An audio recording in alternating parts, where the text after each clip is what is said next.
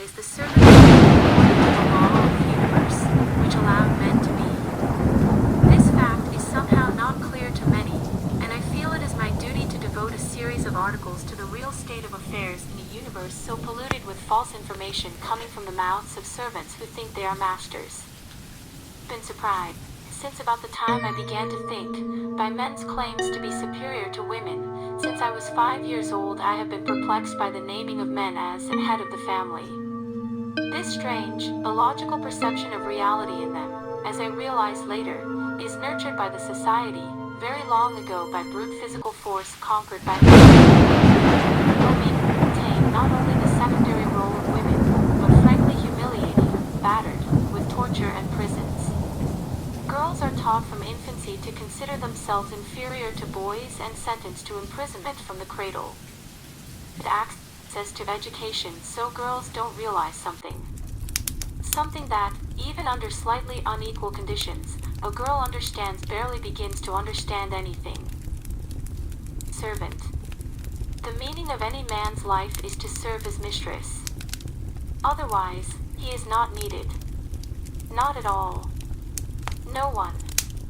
Not even himself. Life. The one on whom he is physically painfully dependent until the day he dies.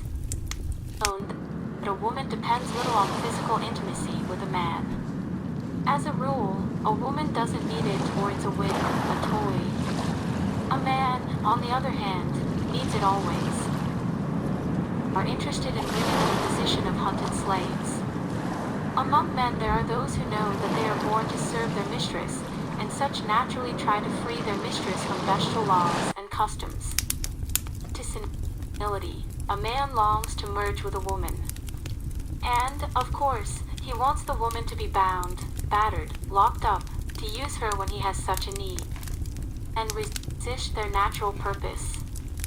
They have rewritten originally female, Shaktism, for example, religions for themselves, forgetting to remove the words, gave birth, and that is why in the rewritten religions they give birth to each other. And men indoctrinated themselves into their heads that, say, the child is born to him, lives in the seed, and the woman, say, just carrying the child. God came science to replace obscurantism, and we found out that even the sex of the child is originally female, because man is created from woman, and not vice versa. Gene, as we observe, is more grafted to woman. And yet simply necessary for patriarchy to continue to exist. Men's fear is justified. They, correctly imprisoned, and somewhere still do, women from the cradle, correctly try to indoctrinate an inferiority complex with their books. For a while, until woman evolves too, patriarchy is necessary to protect men. It is certainly the source of evil, as they write in their religions.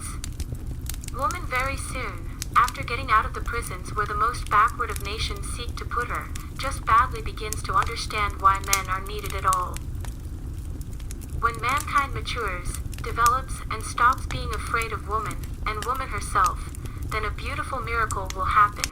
Every man will realize that he is born a woman to serve her. He will realize it himself, voluntarily. And he will kneel before his mistress. Will not ask herself and the world around her, what are they for? Those who, except for wars and seas of blood, give the world nothing. There is also a sense of own importance, which a man wants to assert constantly, and at the expense of women, as a rule, at the expense of women. Who believe that they need men, that they depend on men, that they consider themselves inferior or equal to men. Yet, but these are not women.